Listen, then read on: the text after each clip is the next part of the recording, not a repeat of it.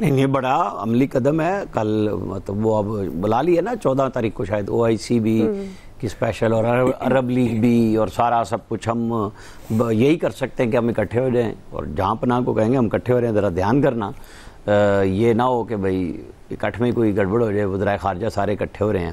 جو کچھ نیتن یاہو نے کیا ہے اور انہوں نے پاکستان کا بھی ذکر کیا اسامہ بن لادن کے حوالے سے, اور وہ تو بھڑک سے تو کم نہیں نہ آ رہے اور وہ چلتے جا رہے ہیں. ٹرکی کی بھی بات کر دی, پاکستان کی بھی بات کر دی. اور جب اصل بات ہو رہی ہے کہ جی جس طرح امریکی بیسس پہ حملہ کیا ایران نے اور ٹرمپ نے شروع کیا. جی عامر صاحب آپ چلیے آڈیو میں کوئی ایشو ہے؟ جی مجھے تو آواز آ رہی ہے. میری آواز جی بالکل آ رہی ہے. جی اب آ رہی ہے آپ کی آواز. میں یہ کہہ رہا ہوں کہ جو قطر کے اندر جتنے جنگی طیارے ہیں اتنی جگہ نہیں ہے جتنے انہوں نے دنیا بھر سے سسٹم ریڈار کے بھی لے لیے ہوئے ہیں اور لگا دیے ہوئے ہیں. اور لیکن وہ کہتے ہیں نا کہ ایک بٹن سے وہ سارے زیرو ہو گئے, کیونکہ آپ نے سب آؤٹ سورس کیے ہوئے تھے. آپ سمجھ رہے ہیں پیسے آپ نے دیے ہیں, سب چیزیں ہیں. اور پاکستانی پائلٹس بھی وہاں پہ جا کے ٹریننگ میں مشترکہ میں حصہ لے چکے ہوئے ہیں قطر میں. ہمارے وزیر اعظم شہباز شریف کا وہاں جانا, استقبال کی بات میں نہیں کروں گا, ظاہر ہے ان کی ایک وقت میں ضرورت ہے اور جو دنیا بھی جا رہی ہے وہاں پہ ان کا استقبال تو اس طرح ہی ہوگا, یہ کہہ سکتے ہیں ہم.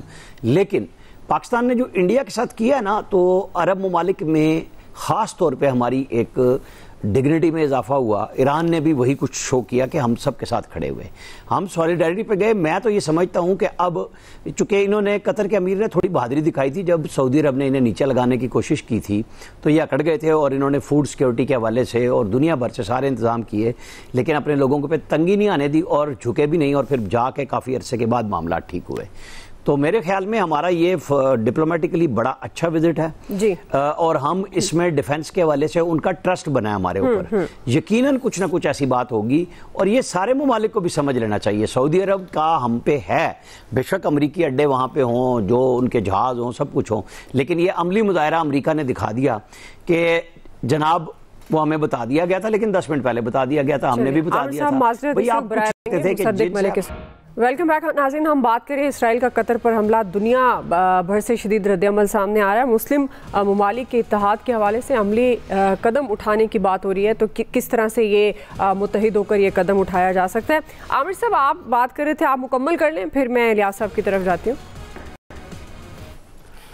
دیکھیں میں بات کر رہا تھا کہ جس طریقے سے امیر قطر نے سعودی عرب کے مقابلے میں اپنے ملک کے لوگوں کے لیے فوڈ سیکیورٹی کا مینج کیا اور سب کچھ کیا, اب ان کو ایک نئی ذمہ داری پڑ گئی ہے کہ جتنا بڑا دفاعی نظام بنایا تھا جو مغرب سے لیا وہ ٹوٹل ان کے لیے زیرو ثابت ہوا.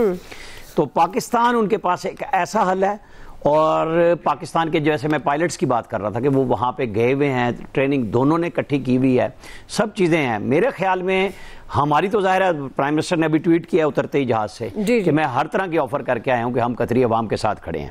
تو اس میں ڈیفنس کاپریشن تو بہت ضروری ہے, اور ایک اپرچونٹی بنتی ہے عرب ممالک کے لیے بھی کہ جو عملی قدم کی بات محمد بن سلمان کر رہے ہیں, تو وہ تبھی ہو سکتا ہے کہ جب آپ ڈیفنس کے اندر پاکستان کو داخل کریں. پاکستان نے تو دنیا پہ اپنی دھاک بٹھائی ہے اور اس سے باقی سب کے بھی کان ہوں گے. اللہ کرے کہ تھوڑی سی ہمت کر سکیں یہ لوگ. جی الیاس صاحب دیکھیں اس وقت یہ صورتحال ہے, اس بارے میں کوئی ڈیسیجن لینا پڑے گا کیونکہ 7 ممالک پر عرب ممالک پر کیا ہے, عرب لیگ نے کچھ نہیں کیا, OIC اگر بلاتے ہیں تو کچھ نہیں. تو اس وقت جو ہے فیصلہ کرنے کا وقت ہے.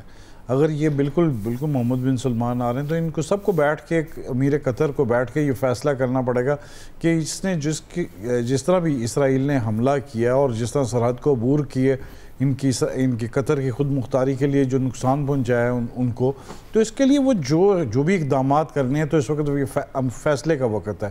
اگر آپ فیصلہ کریں گے تو ورنہ یہ اگلے جو کہا جا رہا ہے کہ ترکیہ کی باری ہے, پاکستان کے, تو یہ صورتحال کو کنٹرول کرنے کے لیے اگر اس وقت یکجہتی, کیونکہ سب پر وہ حملہ کر کے چیک کر رہا ہے تو وہ ٹھیک ہے. اسرائیل کی یہ سب سے بڑی بات ہے, وہ سب سے پہلے چیک کرتا ہے کہ حملہ کر کے کہ کتنی ریئیکشن کتنا آئے گا.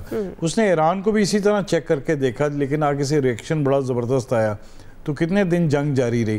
اور یہ پھر اسرائیل نے کس کے کہنے پہ جنگ بند کی؟ امریکہ کے.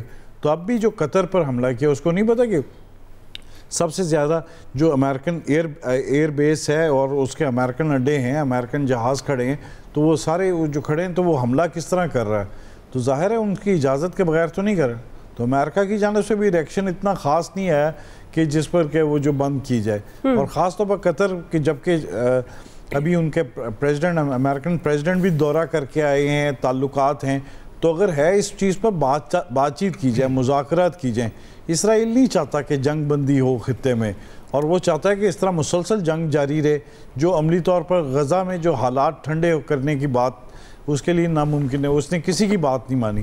تو ایسی چیز کو ایسے جو ہیں اسرائیل کو سمجھانے کے لیے, نتن یاہو کو سمجھانے کے لیے عملی طور پر اقدامات کرنے ہوں گے.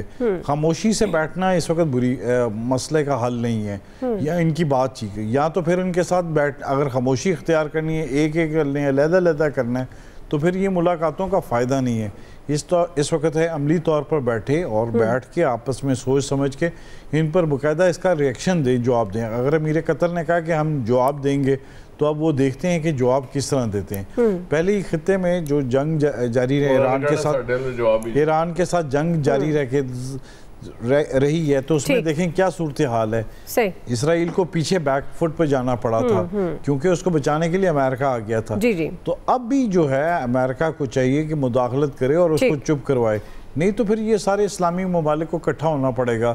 تو پاکستان تو جا کے اپنی دے آیا ہے کہ کنسرن کہ بالکل جی ہم حاضر ہیں. تو دوسرے اسلامی ممالک کو چاہیے جن کے پاس وسائل بھی ہے, سب کچھ ہے, جنہوں نے ساری چیزیں اسلحہ وغیرہ ان سے امریکہ سے خریدا, روس سے خریدا اور رکھا ہوا ہے, تو وہ کسی کام نہیں آیا ان کا. تو اس موقع پر تو بھرپور طریقے سے جواب دینا چاہیے تھا, ورنہ اگر جواب نہیں دے سکے تو پھر ٹھیک ہے سر, اسی طرح جیسے فلسطین کا حال ہے, یمن کا حال ہے, تو پھر اس طرح وہ تو سب پر حملہ کرے گا. اس نے تیاری تو پکڑی ہوئی ہے کہ جی ہر ایک پر حملہ کر کے دیکھ رہے کہ ان میں کتنی کیپیسٹی ہے, آگے سے کتنا ریئیکشن دے سکتے ہیں.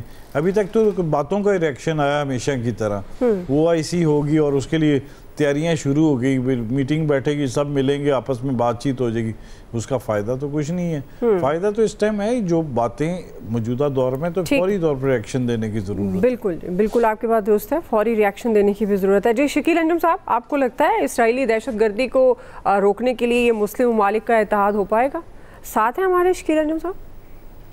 جی شکیل انجم صاحب.